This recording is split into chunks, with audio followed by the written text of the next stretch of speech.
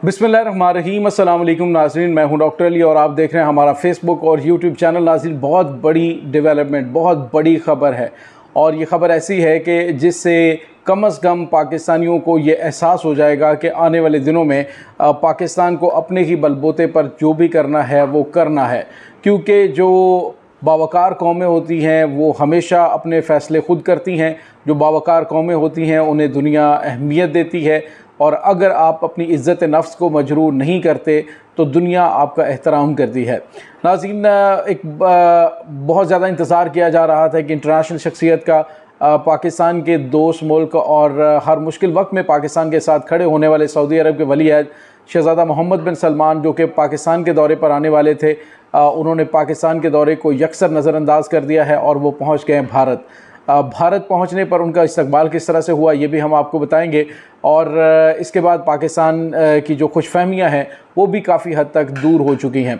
दूसरी जानिब एक और बड़ी ख़बर है और वो ये है कि G20 ममालिक की कॉन्फ्रेंस के अंदर सदर जी हैं, चाइनीज़ सदर, वो भी नहीं आए और इसके अलावा रूसी जो प्रेसिडेंट है वो भी नहीं आ रहे और इस लिहाज से ये G20 जो कॉन्फ्रेंस है ये कितनी ज़्यादा कामयाब है इस पर भी बात करेंगे। दूसरी जानिब पाकिस्तान के army chief general Asim Munir की जानिब से जो इदारों को एक्टिव किया गया है, जो डंडा दिया गया है, उसमें अब हर चीज़ जो है वो कंट्रोल में आ गई है। डॉलर जो है उसकी कीमत में रिकॉर्ड कमी हो गई है आज और इसके साथ ही दीगर इशाए खुर्दोनोश की कीमतें जो कल हमने आपको बताई थी उससे भी कम कीमत पर मार्केट में अब अवेलेबल होंगी। कड़ा एहतसाब होने के चक्कर में अब पीपी की चीखें निकलना शुरू हो गई हैं। पीपल्स पार्टी ने अपने बयानात बदलना शुरू कर दिए हैं। इसकी तमाम तफसीलात भी आपके साथ शेयर करेंगे। वीडियो की तफसील में जाने से पहले हमारे चैनल को सब्सक्राइब कर लीजिए और बेल आइकन को ज़रूर दबा दीजिएगा ताकि हमारी आने वाली वीडियो सबसे पहले आप तक पहुँच सकें। नाज़रीन, कमेंट सेक्शन में अपने ख़यालात लाजमी इजहार किया करें। हमें इस आपकी हौसला अफजाई की अशद ज़रूरत है, तो आप हमारे साथ साथ ज़रूर जुड़े रहा करें।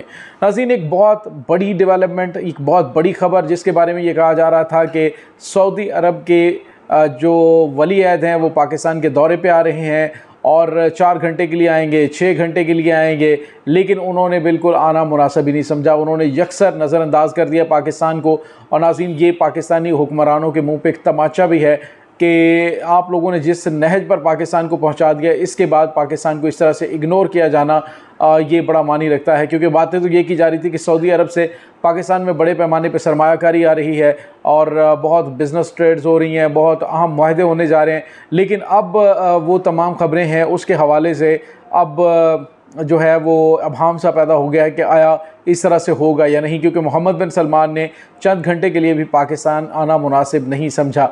नाज़रीन, सऊदी हुक्मरान जो है वो बिल्कुल अमरीकी इशारों पर चलते हैं। जैसा कि आपको पता है कि अमेरिका की जानिब से ग्रीन सिग्नल दिया जाता है तो पाकिस्तान पर अनायात की बारिश हो जाती है और पाकिस्तान के साथ जो है वो हर तरह से चला जाता है, लेकिन जैसे ही अमेरिका की जानिब से इशारा नहीं दिया जाता तो उस सूरत में वो बिल्कुल खामोशी से बैठ जाते हैं। नाज़रीन, हम ये सोच रहे थे कि मोहम्मद बिन सलमान पाकिस्तान आएंगे तो उससे एक अच्छा तासुर आलमी सतह पर जाएगा कि पाकिस्तान के साथ ताल्लुकात उनके बहुत अच्छे हैं और सऊदी अरब मुश्किल वक्त में पाकिस्तान के साथ खड़ा होगा, जो ये दावा किया जा रहा था। और पाकिस्तान के आर्मी चीफ की जानिब से भी कहा गया कि सऊदी अरब से कहा गया है कि पाकिस्तान के स्टेट बैंक के अंदर पाकिस्तान के ज़र मुबादला के ज़खायर को बढ़ाने के लिए 10 अरब डॉलर दिया जाए और वो हम रुपयों में वापस करेंगे। अब सऊदी अरब जो आम मार्केट से ज़्यादा सूद पर पाकिस्तान को पैसे बैंक में रखवाने के लिए देता है कि आया वो पाकिस्तान को पैसे देगा या नहीं, ये एक बहुत बड़ा सवालिया निशान है। दूसरी जानिब मोहम्मद बिन सलमान की वीडियो सामने आई है कि जिसमें वो भारत में पहुँचे हैं तो वहाँ पे उनका रेड कारपेट इस्तकबाल तो किया गया, लेकिन वहाँ पर कोई वज़ीर ख़ारजा, वज़ीर दाखिला कोई भी उनके इस्तकबाल के लिए नहीं आया, बल्कि सऊदी सफ़ीर जो है वो जो भारत के अंदर तैनात हैं वो वहाँ पे आए और उन्होंने आके मोहम्मद बिन सलमान का इस्तकबाल किया। उसके बाद वो गाड़ी में बैठ के चले गए। नाज़रीन, दूसरी जानिब आपको ये बताते चले कि पाकिस्तान में जब ये सऊदी शहज़ादे आते हैं तो आपको पता है कि किस तरह का JF-17 थंडर के साए के अंदर और उसके प्रोटोकॉल के अंदर उसको लाया जाता है। पाकिस्तान के वज़ीर आज़म जो है वो ख़ुद उनकी गाड़ी ड्राइव करते हैं। तो अब हमें अपनी ज़रा नेचर को भी तब्दील करना चाहिए। जाके इमरान खान ने बड़े वाज़ेह अंदाज में कहा था कि आप हमें बताएं कि आप पाकिस्तान के साथ कहाँ पे स्टैंड किए हुए, पाकिस्तान के साथ कहाँ पे खड़े हुए हैं। शाह महमूद कुरैशी ने जब बयान दिया था तो उसके बाद सऊदी अरब को काफ़ी ज़्यादा मसला हुआ था कि अब कश्मीर के मामले पर हम यहाँ पे कहाँ पे स्टैंड करते हैं। उन्होंने इस चीज़ पर माजरत करने की बजाय पाकिस्तान को कहा था कि पाकिस्तान जो है इस मामले में माजरत करे। नाज़रीन, दूसरी जानिब आपको ये बताते चलें कि G20 ममालिक की कॉन्फ्रेंस जो है वो न्यू दिल्ली में स्टार्ट होने जा रही है और हो चुकी है, और पूरी दुनिया के हुक्मरान जो ताकतवर 20 ममालिक हैं उनके हुक्मरान वहाँ पे पहुँच रहे हैं। लेकिन नाज़रीन, आपको ये बताते चलें कि G20 ममालिक की ये कॉन्फ्रेंस भी हो रही है और कश्मीर के अंदर बुनियादी इंसानी हुकूक़ की खिलाफ वर्जियाँ भी जारी हैं। वही जो सऊदी अरब पाकिस्तान को कहता है कि हम कश्मीर के मामले पे आपके साथ खड़े हुए हैं, अब उनकी जानिब से कोई बयान भी नहीं दिया जाएगा। महज़ब दुनिया के लोग वहाँ पे खड़े हैं, कश्मीरी अपने हक़ खुद इरादत के लिए वहाँ पे अपना मौक़िफ़ बयान नहीं कर पा रहे। पाकिस्तान जो है वो इस वक्त अपने मामलात के अंदर बुरी तरह फंसा हुआ है। दूसरी जानिब चीनी सदर शी जिनपिंग जो है वो भी भारत के इस G20 ममालिक के इजलास में नहीं गए, और व्लादिमीर पुतिन भी। बहरहाल इनकी और कुछ वजूहात हैं, वो वर्चुअली उस कॉन्फ्रेंस के अंदर शिरकत करेंगे, उससे इस पर कोई असर इतना नहीं पड़ेगा। हाँ, अलबत्ता इन दो बड़े ममालिक के हुक्मरानों के ना होने से इस कॉन्फ्रेंस में वो चाशनी या वो चाम नहीं रहा। दूसरी जानिब नाज़रीन, आपको ये बताते चलें कि पाकिस्तान के आर्मी चीफ जनाब आसिम मुनीर ने जो डॉलर की कीमत को कंट्रोल करने के लिए एक्शन लिया था, जो उन्होंने अपने खुफिया इदारों को टास्क दिया, उस टास्क की वजह से डॉलर की कीमत नीचे आ गई। यानी आप अंदाज़ा लगाइए कि 340 रुपये पर ट्रेड होने वाला ओपन मार्केट में डॉलर अब 300 रुपये पर पहुँच चुका है और डॉलर की कीमतों में कमी आ चुकी है। लेकिन यहाँ पे बहुत बड़े बड़े सवालात पैदा होते हैं कि 4 महीने पहले भी पाकिस्तान के यही आर्मी चीफ थे और PDM सरकार जो है उसने ये एक्शन क्यों नहीं लिए। रोज़ाना मीटिंग्स बुलाई जाती थी, रोज़ाना काबीना के बड़े बड़े इजलास बुलाए जाते थे, लेकिन किसी ने भी इस मामले पर कोई गौर नहीं किया। अब आर्मी चीफ की जानिब से जब इंडिविजुअली इस चीज़ पर एक्शन लिया गया है तो डॉलर की कीमत भी कंट्रोल हो गई है, बल्कि अब ये कहा जा रहा है कि डॉलर जिस स्पीड से नीचे आ रहा है यूँ लग रहा है कि ये 250 तक डॉलर पहुंच जाएगा। नाज़रीन, दूसरी जानिब आपको ये बताते चलें कि इशाए खुर्द-व-नोश की कीमतों में भी कमी आना शुरू हो गई है। चीनी की कीमत जो कि 200 पे पहुंच चुकी थी, अब वो चीनी की कीमत जो है वो आहिस्ता आहिस्ता नीचे आ गई, और जो शुगर मिल मालकान है उन्होंने चीनी की कीमत जो है वो 155 रुपये पे करने के लिए जो है वो आमादगी ज़ाहिर कर दी और वो उन्होंने फ़िक्स कर दिया है रेट।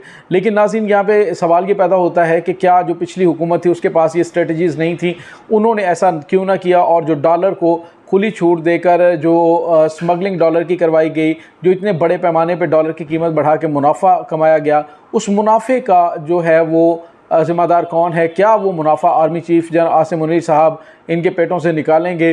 तो ये एक बहुत बड़ा सवाल है कि साबिक PDM सरकार को इस तरह से खुली छूट क्यों दिए रखी कि जिन्होंने पाकिस्तान को इस नहज पर पहुंचा दिया है। दूसरी जानिब नाज़रीन, आपको ये बताते चलें कि पाकिस्तान के जो पॉलिटिकल हालात हैं उनमें काफ़ी बड़ी तब्दीली आई है। इमरान खान के जो साइफ़र के मामले में केस को देख रहे हैं, खुसूसी अदालत के जो जज हैं अबुल हसनात जुल्करनैन, जिन्होंने अपना अदालत में एक रिमार्क्स दिए थे कि मैं दिलावर नहीं मैं दलेर हूँ, तो वो दलेर साहब जो है वो एक बार फिर जो है वो अदालत में मौजूद नहीं है और छुट्टियों पे चले गए। नाज़रीन, ने इमरान खान ने वैसे एक चीज़ जो है वो तब्दील कर दी है कि पहले ये होता था कि मुल्ज़िम जो है वो अदालतों से भागा करते थे, लेकिन अब जो है वो जजेस अदालतों से भागना शुरू हो गए हैं। इमरान खान जो है वो डट के खड़े हैं और एक मुज़ाहमत का इशारा बने हुए हैं और पाकिस्तानी अवाम जो है उनसे बेइंतहा मोहब्बत करती है, पाकिस्तान के मकबूल लीडर हैं। लेकिन अब जो अदलिया की जानिब से, ख़ास तौर पे जो खुसूसी अदालत के जज हैं उनकी जानिब से जिस तरह का रवैया इख्तियार किया जा रहा है, ये काफ़ी ज़्यादा नाकाबिले फ़हम है। बहरहाल दूसरी जानिब एक और बड़ी ख़बर है, वो ये है कि पीपल्स पार्टी जो है वो इस वक्त ज़ेर अताब आ चुकी है। पिछले 15 सालों में देखा जाए तो पीपल्स पार्टी जो है वो एहतसाब के अमल से नहीं गुजरी और ना ही उनके ख़िलाफ़ कभी कोई एक्शन हुआ है। अब जो खबरें सामने आ रही हैं उसमें आपको पता है कि बिलावल जरदारी 2 दिन पहले ये बयान दे रहे थे, वो कह रहे थे जी कि हम जो है वो 90 दिन के अंदर इलेक्शन करवाएंगे, 90 दिन में इलेक्शन होना चाहिए। लेकिन अब जो है उनकी जानिब से बयान दिया जा रहा है जी कि 90 दिन में हो, 100 दिन में हो, 120 दिन में हो, लेकिन इलेक्शन की तारीख दें, इलेक्शन होना चाहिए। यूँ लग रहा है कि PP के जो है वो ज़रा कान मरोड़े गए हैं और उन्हें बताया गया है कि आप लेवल में रहें।